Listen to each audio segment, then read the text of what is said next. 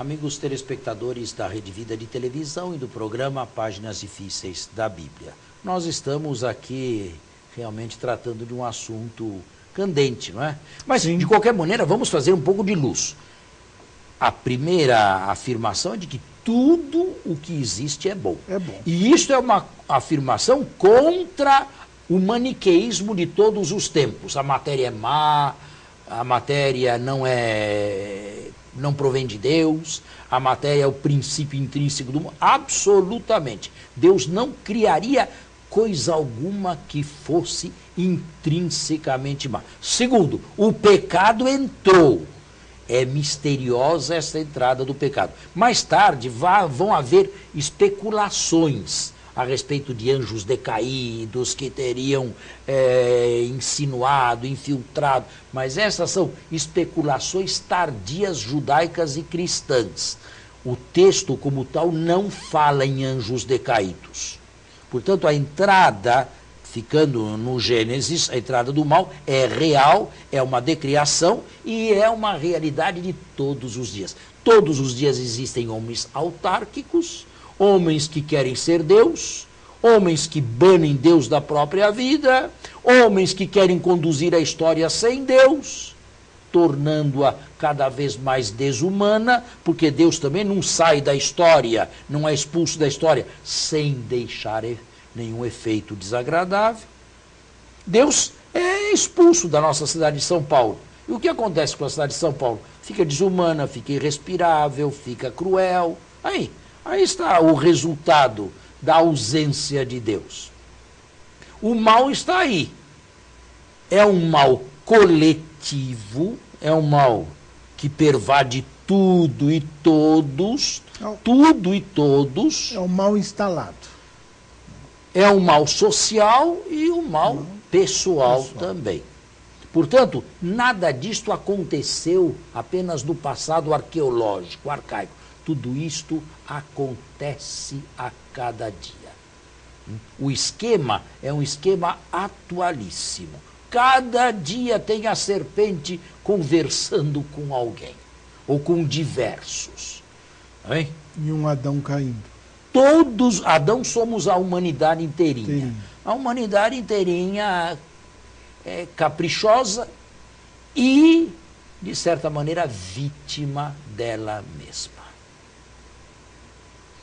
Nesse aspecto, eu poderia dizer que o pecado original, o famoso pecado original, nada mais é do que o fato de termos sido concebidos neste mundo aqui. Eu daria um exemplo analógico. Se você for concebido e nascer num clima desumano, você vai ter problemas de respiração, de pulmonares, de brônquios, de tudo. Por quê? Porque você respira um ar poluído. Que culpa você tem de ter sido colocado num ambiente de ar poluído? Nenhuma. O fato, porém, é esse. Você está poluído. Se você quiser, esta é uma boa orientação e definição daquilo que se chama pecado original. Quer dizer, nascemos, por causa disto, numa espécie de desequilíbrio congênito com relação ao nosso fim último, que é Deus. Não nascemos orientados direitinho para Deus, mas nascemos um tanto tortos. Isto não é pecado, no sentido direto do termo. São Tomás afirma muito bem que só se pode falar em pecado original, pecado mortal e pecado venial se eu entender pecado como um termo analógico. Porque o pecado venial, o pecado pequeno, é muito mais grave do que o pecado original. Porque aqui entra a vontade, e no pecado original não entra a vontade. O termo pecado é um termo analógico, que serve para coisas desiguais. E que tem apenas uma certa semelhança entre si, mas uma semelhança dentro da dessemelhança também. Mas dentro disso que o senhor acabou de colocar, desta o homem feito um pouco inclinado, né? Como nós poderíamos interpretar isso? Eu poderia dar um nome. Esse pouco inclinado, esse Antes de o senhor explicar aí, esse desequilíbrio recebe o nome de concupiscência. Muito, tá bem, exato. Mas por quê? Por quê? Porque a sua carne está cheia de desejos. A sua carne é você. Sim. O homem está cheio de desejos. E esses desejos estão desordenados. São Tomás vai dizer muito claramente, na sua filosofia aristotélica, tomista, escolástica, que no pecado original estão em potência todos os outros pecados que você fará ao assumir o uso da razão. Estão em potência. Tá bem. Seguindo de tal maneira que ou você fará um ato de amor perfeito por Deus, se for, quando chegar ao uso da razão, se for soerguido pela graça sanante e redentora de Cristo, ou o seu primeiro ato voluntário será indefectivelmente um pecado mortal, se for abandonado a si mesmo, devido a esta inclinação desajustada. Agora, padre, me permita a pergunta. Qual seria, nesse sentido, a correlação entre o livre-arbítrio e o pecar? O livre-arbítrio entrou. Evidente que ele entrou. O texto de Gênesis não fala que o pecado entrou num homem dormindo, ou num homem que não fez nada, como entra um câncer em alguém, ou como entra qualquer doença. Mas assim entra a potencialidade do pecado. Não é. O pecado original. Ele já está em todos os seres humanos. Então, não foi um ato de vontade. O pecado original não é um ato de vontade, portanto, é anterior a qualquer vontade humana. Eu não sei se nós poderíamos dizer, mas a capacidade de pecar ou a potencialidade de pecar está presente independente da vontade. Devido a este fato, a esta inclinação. Não é que Deus tenha criado o homem deste jeito. Mas o exercício do livre-arbítrio, como essencial ao ser humano, faz com que ele tenha a capacidade de abraçar o pecado e dispensar Deus. Mas você precisa entender isso aí de uma maneira não forênsica, não jurídica. Deus te dá uma lei. Ou te dá diversas leis. Só que você não tem capacidade nenhuma para observá-la. Nenhuma. Quer dizer, a lei te diz o que você deve fazer, mas não te dá nenhuma capacidade, não te tira da sua inclinação ruim para você realizar aquilo. Neste caso, a lei piora a sua situação. Logo, o livre... Piora, porque você vê claramente pela lei que aquilo está errado, mas não tem capacidade, não tem força, não tem coragem para realizar. Querer entender o bem está ao seu alcance de inteligência. Realizá-lo na prática, não. Mas não em absoluto, não é, padre? Não. É possível não pecar? Em absoluto. A exceção, a abstração feita da graça sanante de Cristo. Se com você apenas o pecado domina.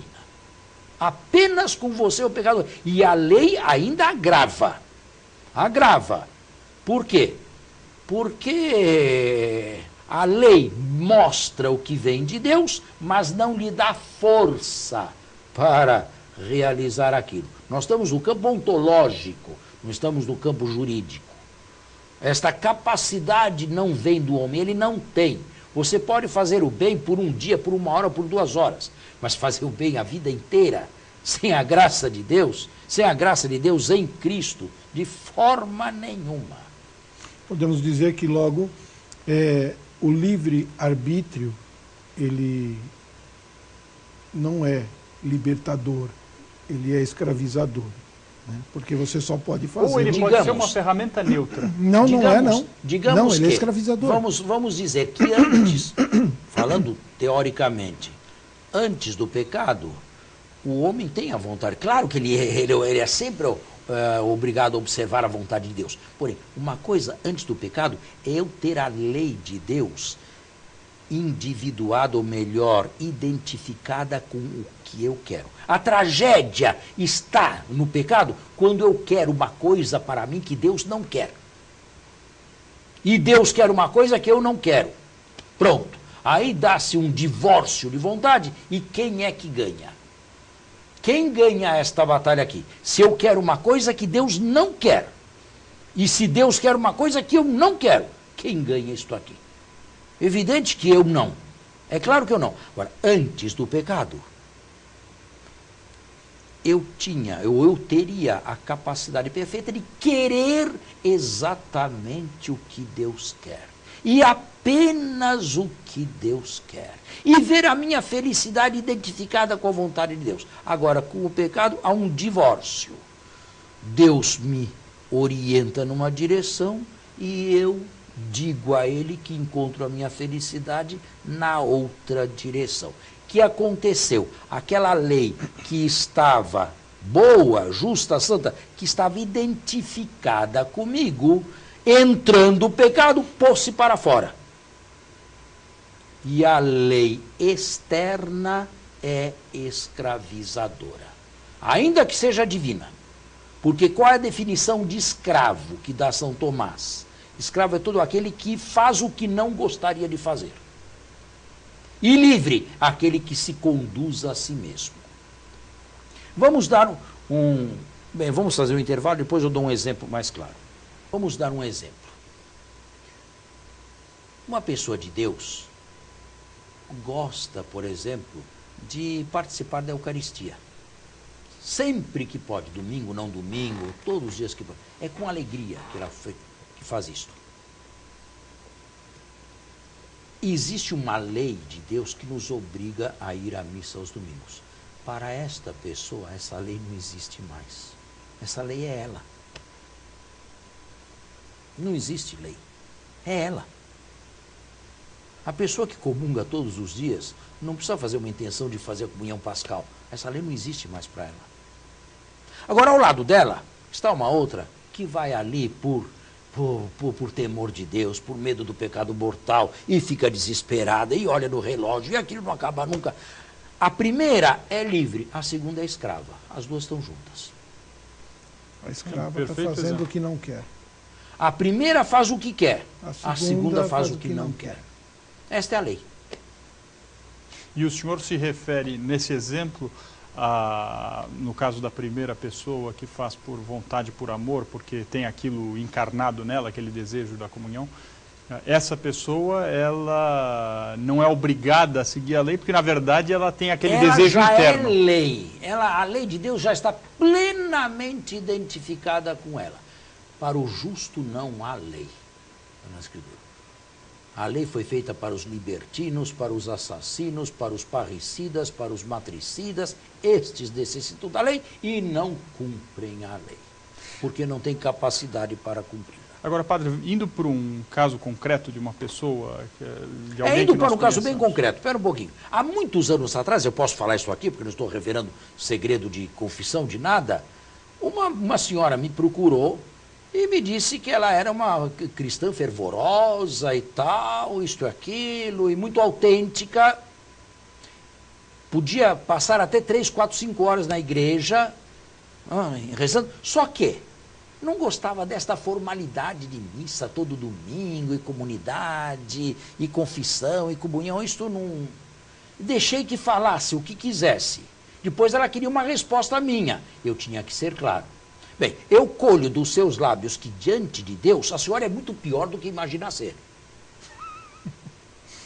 Por quê? Porque a senhora não tem nenhum desejo de Deus, ou muito raramente, aí quando fica 3, 4 horas, muito raramente, e chama isto de virtude da autenticidade. E peca contra o primeiro mandamento. Escuta, a senhora namorou alguma vez na vida? A senhora se despedia do seu namorado dizendo até a próxima vontade de eu ter o próximo encontro? A senhora telefonava para aquele rapaz, para aquele homem, 8 vezes por dia para não dizer nada. Mas queria estar junto. Como a senhora não é de Deus, daí a senhora não tem esse sentido. Agora, transtorna tudo isto chamando o pecado de virtude. Neste caso aqui, pegue a lei. Pegue a lei. A lei não é uma coisa boa. A lei é uma muleta. Mas o que é melhor? Eu andar de muletas ou simplesmente não andar? É melhor andar com muleta, não é? Sim, claro. Bom, então pegue a muleta da lei. Vá, ainda que forçadamente vá. Porém, reze e peça imensamente a Deus que aquilo que faz hoje com muleta, forçadamente e muito dificilmente, um dia a senhora faça com alegria e possa jogar essas muletas fora.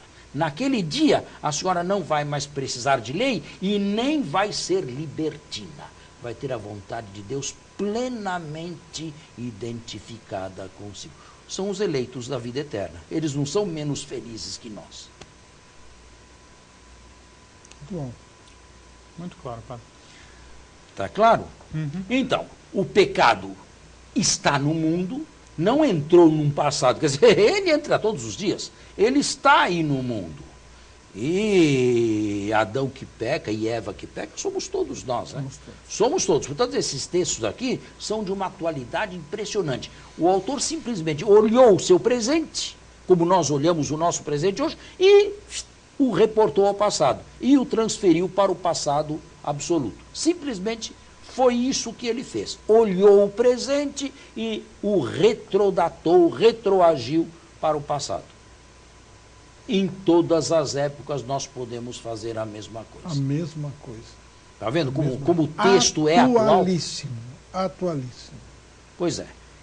Neste caso, a lei, por isso é que São Paulo é contrário à lei. A lei, a carne, são coisas ambíguas. O importante porque quando a lei me pesa, quando a lei pesa numa sociedade, não é que a sociedade seja evoluída. Uma sociedade muito carregada de leis é uma sociedade pouco evoluída. Muito pouco evoluída. Então é preciso obrigar tudo. Se todo mundo pagasse seu imposto de renda por livre, espontânea vontade e convicção, esta lei não existiria. Como não existe nenhuma lei que me obrigue a respirar. Como não existe nenhuma lei que me obrigue a buscar a minha felicidade. Porque eu faço isto naturalmente. Agora, o que eu deveria fazer e não faço, aí vem a lei. A lei externa, ela é sempre inimiga. Ela é sempre um alerta para dizer que eu estou desajustado. Sobretudo quando esta lei externa me pesa. E eu não gostaria de observá-la. Eu observo porque, bem, no caso do exemplo que eu dei aqui, se eu não observar o imposto de renda, eu vou para a cadeia. Não faço não faço o bem que desejo, mas faço o mal que não aí, quero. nesse caso, eu sou escravo desta lei. Ainda que eu pague direitinho, sou escravo. Sou plenamente escravo. Não estou satisfeito, não estou contente. Porque ninguém paga o imposto de renda feliz da vida. Não, mas isso vale para o trânsito também. Para o trânsito Você para no semáforo, dois param. Um está consciente de que ele não pode pôr a vida dele em perigo e nem a vida dos demais. Ele é livre. O outro do lado ali está desesperado de vontade de ir embora, só que tem um guarda ali do lado. Então não vai. O primeiro é livre, o segundo é escravo. O primeiro não está observando lei nenhuma, o segundo é escravo da lei. Agora, padre, quando o senhor usou o exemplo da comunhão, por exemplo, é um exemplo muito claro. Para nós cristãos é muito claro que a obrigação de missa dominical existe. Quando o senhor usa o exemplo do trânsito, daquele também que busca obedecer às regras de trânsito por consciência social da importância que aquilo tem para ele e para o próximo, em oposição à obediência da regra do trânsito por pura obrigação sob pena de punição, o senhor usa exemplos que são caricatos, são exemplos muito simples, é muito fácil identificar aí o que é o bem ou a vontade de Deus, me parece. existem ocasiões na vida da gente em que essa clareza entre o bem e o mal, o certo e o errado, a vontade de Deus e aquilo que deixa de ser a vontade de Deus, existem ocasiões na nossa vida em que essa clareza não existe, ou não está tão presente assim, ou não. Bem, a questão se põe, o problema está todo em trazer para o concreto o princípio. O princípio é claro e o princípio é indiscutível. Agora, quando se trata de trazê-lo para um caso singular, quando se trata de aplicá-lo a um caso singular, aí entram as dificuldades, sim. Eu sou livre diante do bem e do mal? Eu sou livre? Diante do bem Sim, e do para mal. escolher. Claro que Não. não. Evidente que não. Nem Deus me deixa à vontade diante do mal e nem a sociedade. Porque se eu fizer o mal, a sociedade me prende. Eu abusei da liberdade, eu não usei, abusei. E por isso eu perco a liberdade. Eu não tenho liberdade de fazer o mal. E se eu fizer o mal, se eu praticar o mal, eu já apanho aqui neste mundo aqui. E não precisa ser apenas Deus. A sociedade também não me deixa fazer o mal. Não há identificação entre o bem e o mal. De jeito nenhum. Agora, eu tenho muitos leques no bem. Eu posso escolher morar no Rio, morar em São Paulo, ou em Nova York, ou em Paris, ou em Roma. Por quê? Porque isto aqui são modalidades de bem.